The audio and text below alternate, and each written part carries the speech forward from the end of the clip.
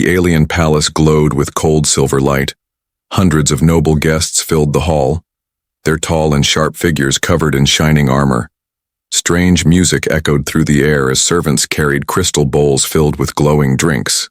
At the center of this grand feast sat Baron Carvos, a ruler feared across the stars. His face was hard, his eyes sharp like a blade. He was known for his power, his cruelty, and his endless pride. Tonight, he wished to entertain his guests. The topic of the night was the humans. The Baron raised his glass and laughed loudly. "These humans," he declared, his voice booming across the chamber, "are nothing more than soft animals. They fight, yes, but they are weak inside. They have no true honor, no true strength." The nobles roared with laughter. Their voices echoed like thunder in the hall. Some of them banged their fists on the long tables, enjoying the insult. "Humans," another noble sneered, "are good for slaves, perhaps. But warriors, ha, impossible." The Baron smirked. His pride demanded more. He wanted to prove in front of everyone that humans were nothing. He stood up, his tall figure towering over the guests. "I will show you," he said with mockery. "I will give one of them a gift. Not gold, not weapons, no. I will give him something useless." He snapped his fingers. The sound cut through the laughter. 2 guards entered, dragging a thin figure forward. It was a young alien girl, dressed in plain robes. Her face was pale, her eyes lowered. She moved without sound, without resistance. "This," the Baron announced, "is my daughter Lyra." Gasps filled the hall. Some nobles leaned forward, whispering. A few dared to laugh again, though uncertain this time. The Baron's voice grew sharper, dripping with scorn. "She is mute. She cannot speak. She has no voice, no strength, no worth. What use is a daughter who cannot even command words?" He turned and pointed toward a human soldier standing at the edge of the hall. The man was strong, his uniform, scarred from battles, but compared to the towering aliens, he looked small. His name was Captain Joran, a soldier captured in war and kept alive as a symbol of humiliation. The Baron grinned cruelly. "I give her to this human. Let him keep her. Let him try to make her useful. Let all of you watch how a human fails with what even I could not use." Laughter broke out again, louder than before. Some nobles clapped their hands, others raised their glasses, cheering at the insult. To them it was the perfect joke, giving a useless daughter to a useless human, but not everyone laughed. Lyra stood still, her eyes hidden behind lowered lashes. Her hands trembled slightly, but her face was unreadable. She gave no cry, no protest. Only silence. Captain Joran, however, did not laugh. He stepped forward slowly, his boots echoing on the polished floor. He bowed his head, not in shame, but in respect, and took Lyra's hand gently. The hall went silent for a moment. The human's calmness unsettled them. He showed no anger, no fear, no humiliation. Instead, he looked at Lyra with a strange kindness, something no one expected. The Baron narrowed his eyes, then let out a sharp laugh to break the silence. "Take her, human. She is yours now. A broken bird for a broken man. Let us see how far you can walk with such dead weight." The crowd erupted again. The music restarted. The feast continued with more noise and more mockery, but while the nobles laughed, something passed quietly between the human and the mute daughter. Joran squeezed her hand gently, guiding her out of the hall. Lyra lifted her eyes just enough to look at him, and in that brief glance, something flickered, something sharp, alive, and dangerous. None of the nobles saw it. Not even the Baron noticed. They thought the joke was complete. They thought the story ended there with laughter and mockery. But in truth, that was the beginning. The Baron had given away his mute daughter as a cruel joke. He had no idea what he had unleashed. And for the first time in years, Lyra felt the stir of something she had hidden deep inside her, something that even her father had tried to bury. It was not just silence. It was power. The palace feast ended in laughter, but Captain Joran did not hear the noise anymore. The Baron's cruel voice still echoed in his mind. The human soldier walked through the cold alien corridors, guiding Lyra gently by the hand. She followed without sound, her steps light, her face hidden in the shadow of her hood. Joren had fought in many battles. He had seen men scream, bleed, and fall. But nothing in war had prepared him for this strange gift, a daughter given as a mockery. A girl the Baron himself had called useless. Yet when Joren looked at her, he did not see weakness. He saw a puzzle, a secret. Outside the palace, the alien night stretched wide. The sky was filled with 2 moons and rivers of stars. Alien towers glowed faintly, while ships roared in the distance. Joren led Lyra toward the small quarters where humans were kept. Inside, the room was simple: metal walls, 1 table, 2 chairs, and a narrow bed. Joren lit a small lamp and turned to her. She stood near the doorway, silent, her eyes fixed on the floor. "You are safe here," he said softly. His voice was steady, though he was unsure if she understood. "No one will harm you while you stay with me." Lyra gave no reply, not even a nod. She only stood still, her pale hands folded together. Joren sighed but did not push her. Instead, he poured water into a small cup and placed it on the table. Then he sat, taking off his gloves. His hands were rough, scarred by battles. He spoke again, this time not to command, but to share. "Your father thinks humans are weak. Maybe we are not as strong as his warriors. Maybe we do not have the claws or the armor, but we endure. That is our strength." For the first time, Lyra lifted her eyes. Just a little. A flicker of curiosity showed in her gaze. Joren caught it. He gave a faint smile. "You may not have a voice, but silence does not mean weakness. Sometimes, silence is the sharpest blade." Her eyes lingered on him for a moment. Then she turned away again. Still, Joren noticed, the way her hands relaxed, the way her breathing slowed. She was listening. That night, when he slept lightly on the floor, Joren woke to a sound. Not a voice, not words, but movement. He opened his eyes and saw her sitting near the lamp, tracing patterns on the table with her finger. Strange shapes, not random. Lines crossing, circles connecting. They looked like maps, or perhaps formations. Joren stayed quiet, watching. She drew with focus, as if lost in thought. Then, when she realized he was awake, she quickly wiped the markings away. Her eyes widened in fear, as though she had revealed too much. Joren did not speak. He only nodded gently, as if promising to keep her secret. Slowly, her fear faded, though she still said nothing. The days passed. Joren trained outside in the yards, watched by alien guards who mocked him with every step. He lifted weights, practiced with dull swords, and ran until his chest burned. The aliens laughed. "Why train, human? You will never fight again." But Joren ignored them. He trained not just for himself, but because he believed strength was not only for the battlefield. Strength was proof that humans did not break. Lyra often stood at the edge of the yard, silent as always. Her eyes followed his movements. She watched how he struck, how he dodged, how he endured punishment. Every swing of his sword, every drop of sweat. Her gaze never left him. At night she drew again. Strange formations, strange symbols. This time she did not hide them when Joren looked. He studied the shapes with care, though he could not understand them. But he knew one thing: they were not random. "You know something," he whispered one evening, "something your father hides." Her eyes locked on his. For the first time, Joren felt a message in her silence. She could not speak, but she wanted him to see.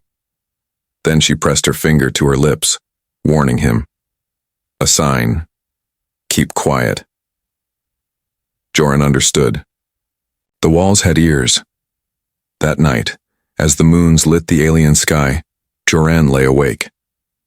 He thought about the girl's silence, her secret drawings, her hidden fire.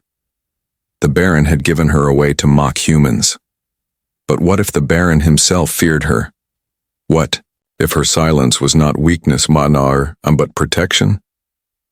The days in the alien city seemed calm, but Captain Joran knew calmness never lasted long.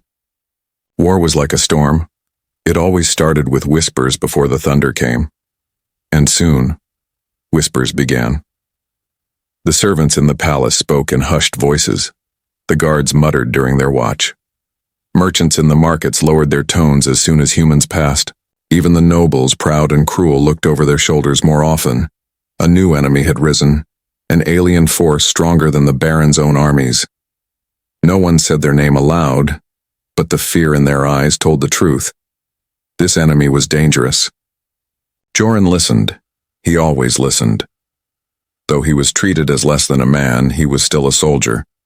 And a soldier knew how to hear the signs of war. At night, in his small quarters, he spoke to Lyra. She sat quietly by the lamp, her pale hands folded on her lap. "There will be fighting soon," Joran said. His voice was calm, but his jaw was tight. "Your people are not ready. Pride blinds them. Pride always blinds the strong before the fall." Lyra did not speak, of course. She never did. But she watched him with those sharp, quiet eyes. Joran leaned closer. "You know something, don't you?" Her silence deepened. Then slowly she reached out and took the lamp from the table. She placed it on the floor and, with her finger, began to trace patterns in the dust. Circles, arrows, shapes that looked like fleets of ships moving in formation. Joran stared.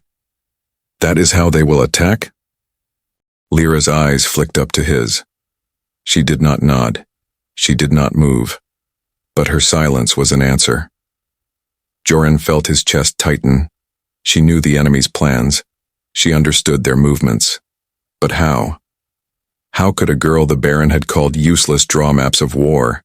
He whispered low, almost afraid to ask, "Did your father silence you because of this?" For a moment her hand froze. Then she wiped the symbols away with one sweep, her face suddenly cold, distant, guarded. She stood, turned from him, and walked to the corner of the room, folding herself into silence again. Joran's suspicion grew heavier. The Baron had called her worthless, but no ruler gave away a daughter without reason. There was something he feared in her, something he wanted hidden. The next morning the city was restless. More guards patrolled the streets. Warships screamed across the sky, their engines burning bright. The nobles whispered behind closed doors, their laughter replaced with nervous murmurs. And yet, the Baron still laughed. From the palace balcony, he boasted to his followers, "Let them come. Whoever dares to challenge me will taste defeat. My armies are strong. My power is endless." But Joran saw the truth. He saw the way the Baron's fingers gripped the balcony rail tighter than before. He saw the way the guards shifted uneasily at every sound in the distance. The Baron's pride was cracking, even if his voice was not. That evening, Joran returned. From training with bruises on his arms, he dropped into his chair with a groan. Lyra sat at the table, her gaze steady. "You watch me train every day," Joran said. "You watch, and you think. What are you seeing, Lyra?" For the first time, she moved closer without hesitation. She took his hand, scarred and tired, and placed it flat on the table. Then with her other hand, she drew around it. Not symbols this time, not formations, but lines that formed the shape of a shield. Joran's breath caught. "You want me to protect?" he whispered. She gave no answer, but her eyes burned.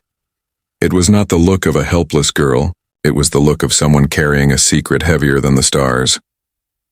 That night, the first alarm sounded in the city. Horns wailed through the streets.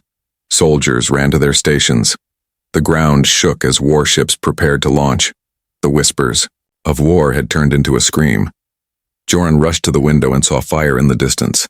Villages beyond the walls were burning. The enemy had come faster than the Baron expected. He turned to Lyra. She was already standing, her eyes fierce in the glow of the lamp. Her silence no longer seemed fragile. It seemed like a storm waiting to break. Joran whispered, half to himself, half to her. "You know what's coming." You know how they fight, and your father fears you because of it." Lyra stepped closer, so close he could feel her breath. Then, with one sharp movement, she pressed her finger to her lips again. Silence. Always silence. But this time, her eyes spoke louder than words. "Wait. The time will come." Joran's heart pounded. The city was about to fall into chaos. And in the middle of it all, a human soldier and a mute daughter stood together holding a secret that could decide the war. The Baron had mocked them both, but soon he would regret it. The alarms shook the alien city like thunder. Red lights flashed across the tall towers, and the sound of horns echoed through the streets. Guards rushed in every direction, their heavy boots pounding against stone. The sky above roared as enemy warships broke through the clouds, black and sharp like hunting birds. For the first time in many years, the Baron's capital trembled. Captain, Joran stood at the window of his small quarters watching the first explosions. Fire rose in the distance. Alien villagers screamed and ran as ships descended, burning the ground with beams of light. Behind him, Lyra stood silently, her pale face lit by the glow of the flames. She showed no fear, no panic. Her eyes, sharp and watchful, tracked every movement in the sky as if she had been waiting for this moment. Joran grabbed his old blade, the only weapon he had been allowed to keep. It was dull compared to alien steel, but in his hands it felt alive. He turned to her. "Stay close to me." She did not nod, did not move, but her gaze stayed locked on him. The first wave of enemy soldiers landed in the outer yards. They were taller than the Baron's guards, their armor black and spiked, their faces hidden behind masks that glowed red. They moved like shadows, fast and merciless. The Baron's soldiers rushed forward, shouting, their weapons shining. But pride did not win battles. Within moments the enemy crushed them. Bodies fell, screams filled the air, and the nobles who had laughed only days before now ran in terror. Joran pulled Lyra through the narrow streets. The ground shook under each blast, buildings crumbled, dust filling the air. He shielded her, with his body as debris rained down, his arms tight around her shoulders. "Keep moving," he shouted, though he knew she would not answer. Every corner they turned revealed more chaos. Fires spread, children cried, guards clashed with invaders. Joran fought when he had to, his blade cutting down one masked soldier that blocked their path. His arms ached, his lungs burned, but he did not stop. Lyra followed without hesitation, silent as always, her steps swift. But every time she glanced at the battle, her eyes narrowed with a strange intensity, as if she were memorizing every move of the enemy. At last they reached the edge of the great training yard. Dozens of alien soldiers had gathered there, forming a desperate line to protect the palace gates. The Baron himself stood high on a balcony, shouting orders. His voice was proud, but his eyes betrayed fear. "Fight, you fools," he roared. "Crush them, show them the strength of my empire." But his soldiers were breaking. The enemy pressed harder, their formations too sharp, too precise. The Baron's pride was crumbling like stone under fire. Joran felt the tide turning against them. His hand tightened on his sword. He looked at Lyra. She stood still at his side, her gaze fixed on the battlefield. Then something changed. Her lips parted slightly, though no sound came. Her chest rose and fell, her fingers clenched. For a heartbeat, Joran thought she might finally speak. Instead, she dropped to the ground, grabbed a piece of broken stone, and began scratching lines into the dirt, circles, arrows, angles. It was a map again, but this time she was not showing Joran in secret. She was planning openly as the battle raged before them. Joran crouched beside her, his eyes widening. He recognized the pattern. It matched the enemy's movement exactly. She was predicting them. "Lyra," he whispered, "you know how to beat them, don't you?" She looked up at him then, her eyes blazing like fire. For the first time, her silence was not emptiness. It was power held back by chains. Another explosion shook the yard. The soldiers screamed as the enemy line advanced. The Baron shouted louder, but his voice no longer carried strength. And in the middle of this chaos, Joran saw it clearly. The mute daughter was not helpless. She was the key. Lyra's hand pressed against the ground, finishing the last symbol. She stood, her face pale but her eyes fierce. The choice was before her: remain silent as her father had forced her, or break the silence and lead. The enemy shouted their war cries. The Baron's soldiers braced for death, and Lyra's chest rose once more as if her first words in years were fighting to escape. Joran's heart pounded as he watched her. He knew that if she spoke, if she gave the order, everything could change. Moment hung in the air like a blade above the throat. Would she stay silent forever, or would the impossible happen? The battlefield burned. Smoke rose into the alien sky, black against the twin moons. Soldiers cried out in terror as the enemy advanced, their black armor glowing red in the firelight.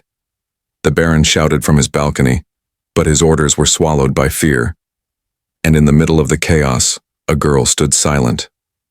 Lyra, the mute daughter of the Baron, the one he had mocked and cast away. Her hand still held the piece of stone she had used to draw formations in the dirt. The marks showed the enemy's next move, the line of attack that would crush the Baron's forces within minutes. Captain Joran looked at her, his sword trembling in his hand. "Say it," he whispered. His voice was desperate. "Say the words. If you know how to stop them, say it." But she did not speak. Her lips trembled, her chest rose, but no sound came. The enemy line surged forward. Alien soldiers fell under their blades. Panic spread like fire in dry grass. Then it happened. The impossible, her voice broke the air. "Shield wall, now!" It was not a whisper. It was not a weak cry. It was a command, sharp, clear, powerful. Every soldier within earshot froze. Heads turned.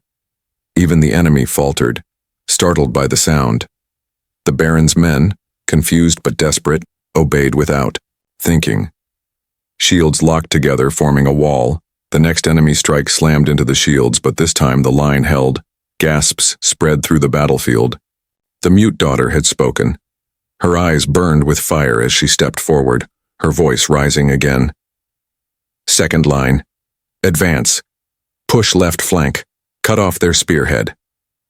The soldiers obeyed instantly, their fear turning into sudden discipline. They moved like one body, their broken formations snapping into shape. The enemy, caught off guard, stumbled as their attack was forced sideways. Joran stood stunned. For days he had heard nothing from her lips. The Baron had sworn she was useless, and now she commanded an army.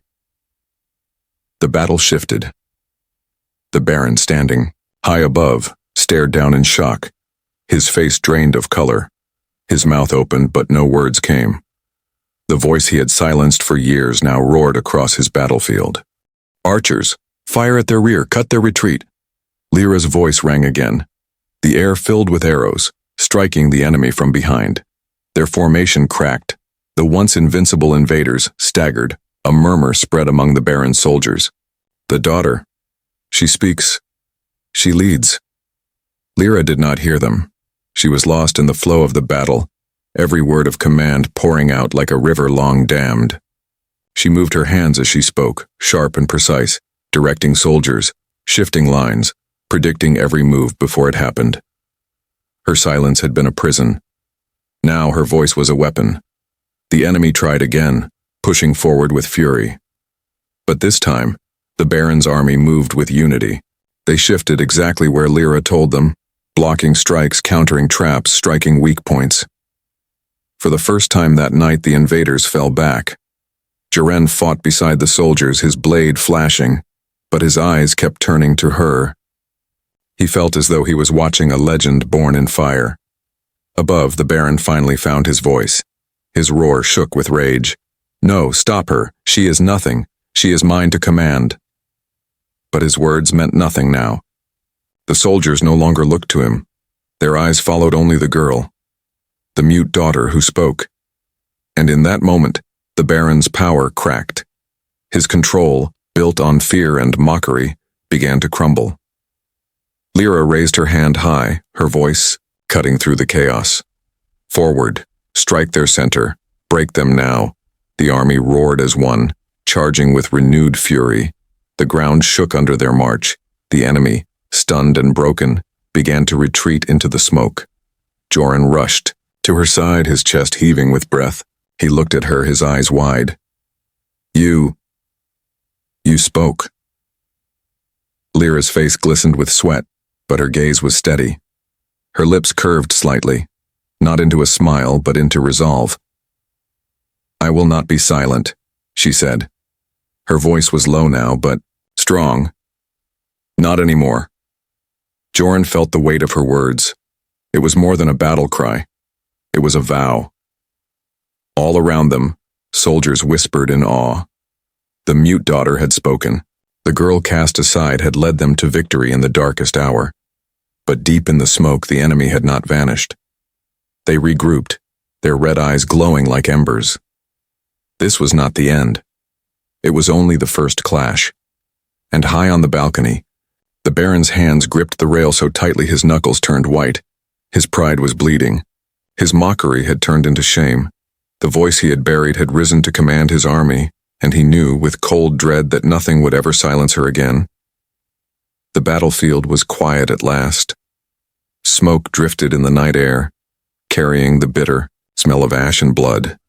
Broken weapons lay scattered across the ground. The cries of the wounded echoed faintly, while the surviving soldiers gathered, whispering about what they had just seen. They had not followed the Baron. They had followed her. Lyra, the mute daughter who had spoken. Captain Joran stood beside her, his sword still in his hand, though his arm trembled with exhaustion. He watched her closely, as if afraid she might vanish like a dream. But she stood tall, her pale face marked with soot, her eyes alive with a fire that no one had ever seen before. For the first time, she looked like what she truly was. Not a burden, not a joke, but a leader. And the Baron knew it. From his balcony, he stared down at her, his jaw tight, his teeth grinding. Rage burned in his eyes, but behind that rage was something worse. Fear. He descended from his high place, his cloak dragging against the stone steps. The soldiers turned to him, unsure, torn between their ruler and the girl who had saved them. The Baron's voice thundered across the yard. Enough, she is mine, she is nothing without me. But his words rang hollow. No one moved. No one lowered their heads. Their eyes stayed on Lyra. The Baron's face twisted. He pointed at her, his hand shaking. You think this human tricked you into power? You think your voice will save you? I silenced you for a reason. His words cracked like a whip through the crowd. Soldiers exchanged glances. Joran's chest tightened. A reason? The Baron stepped closer, his shadow falling over her. You were born cursed, he spat. From the moment you could speak, you spoke things no child should know.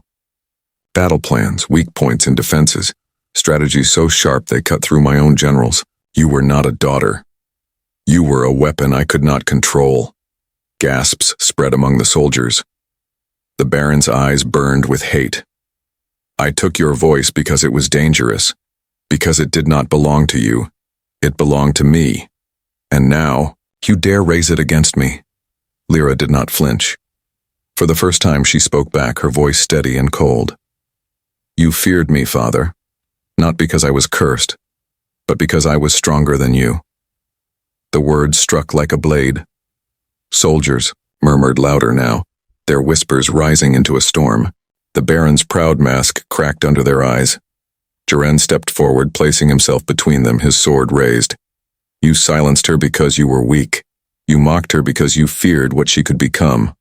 But now the truth is here, and the truth cannot be silenced. The Baron's face twisted with fury. His hand shot out, but before he could strike, the soldiers moved. They did not point their weapons at Lyra. They pointed them at him. The once mighty ruler froze, surrounded by his own men's silent rebellion. For the first time in his life, the Baron felt powerless. Lyra's voice rose again, not a shout, but strong enough to be heard by all. I was born with a gift. not a curse. I can see battles before they are fought. I can read the enemy before they strike. You tried to bury that gift, to chain me in silence. But I am done being silent. My voice will not belong to you. It will belong to the people. The soldiers roared in approval, their voices shaking the ground. The Baron stumbled back, his pride bleeding out of him. He had mocked humans, mocked his daughter, but now both stood against him. And worse, his army no longer saw him as their leader. Joran turned to Lyra, awe in his eyes. You've carried this gift your whole life, and you endured your father's cruelty in silence. Why now? Why choose this moment to speak? Lyra met his gaze. Her voice softened, but every word carried weight. Because you showed me respect when no one else did. You did not treat me as broken. You treated me as whole. And when I saw your strength, I remembered my own. Joran bowed his head slightly, his chest tightening. Then we fight together. Whatever comes next. Lyra looked past him, to the smoke rising on the horizon. The enemy was not gone. They were regrouping, preparing for a greater strike. Her eyes narrowed with focus. This was only the beginning, she said. The war has not yet started. The crowd grew silent at her words. Soldiers who had once mocked her now stood straighter, waiting for her next command. The Baron, trapped in his shame, staggered backward, his voice trembling. You will destroy us all. You think your visions make you strong, but they will curse you. And when the enemy comes again, you will fall. Lyra's gaze hardened. She turned away from him, lifting her hand toward the soldiers. Prepare the defenses. This city will not burn. Not while I still have a voice. The soldiers roared again, their loyalty shifting fully to her. The Baron's power shattered. Joran felt the air change.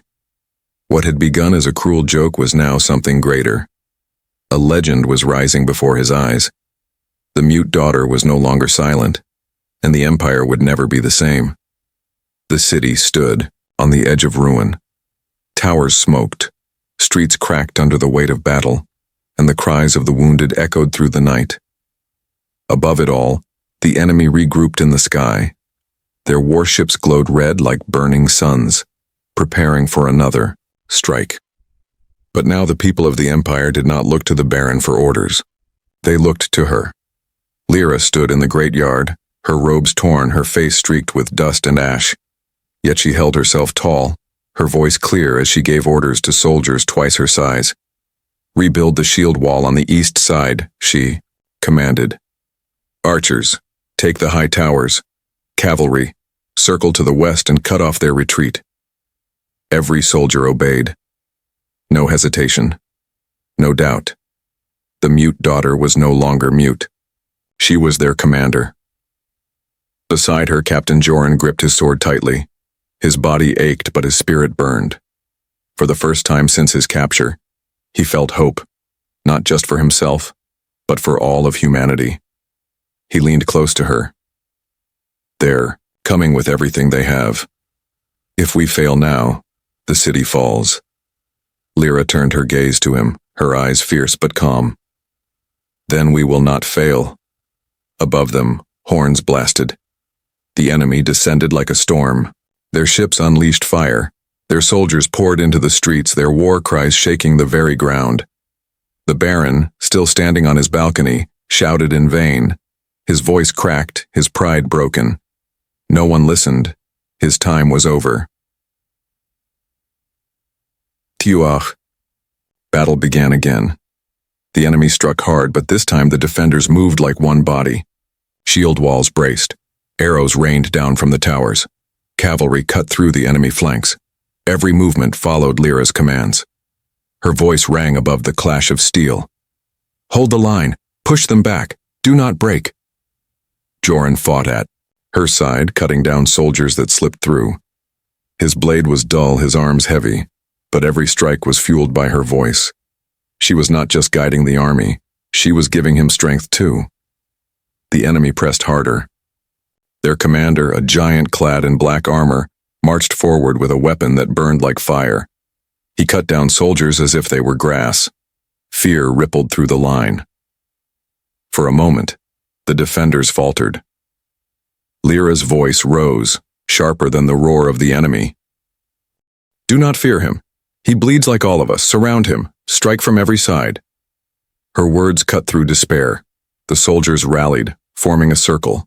Spears and blades struck the giant commander from all directions. He roared, swinging wildly, but the formation held. At last he fell to his knees, his mask cracking open. The defenders finished him, and the enemy line broke. The city roared with victory, but the fight was not yet done. Above, the enemy ships still hovered, preparing to fire. Joran's eyes widened. If they strike now, the city will be ash. Lyra lifted her gaze to the sky. Her voice, steady and commanding, carried across the battlefield. "Archers, aim high. Every bolt, every arrow, strike the ships." The towers lit up as volleys of fire and arrows shot upward. The sky blazed with streaks of light. One by one, the enemy ships cracked and fell, burning as they crashed into the fields beyond the city walls. The night trembled with explosions. And then, silence. The enemy was gone. The city was scarred, but it still stood. The people stared at Lyra, their faces filled with awe. She, the daughter they had been told was worthless, had saved them all. Joran stood beside her, his chest rising and falling with heavy breaths. He lowered his sword, then bowed his head slightly. "You did it, you saved them." Lyra shook her head. Her voice was softer now, but just as strong. "No. We saved them. Humans and aliens together. That is how we survive." The soldiers cheered, their voices rising into the night. Her words were no longer just commands. They were hope. High above, the Baron staggered back from the balcony, his face pale. His empire had been saved, but not by him. By the daughter he had mocked, the daughter he had silenced, the daughter he had given away as a joke. His pride was broken forever. Lyra raised her head high, speaking for all to hear. "My voice will never be silenced again. I am not a burden. I am not weak. I am the future." The soldiers roared, their cheers shaking the ground. Joran looked at her, his eyes shining with pride. He had been mocked too, but now, standing at her side, he felt humanity's strength proven in the eyes of an empire. The mute daughter had spoken, and her voice had changed everything.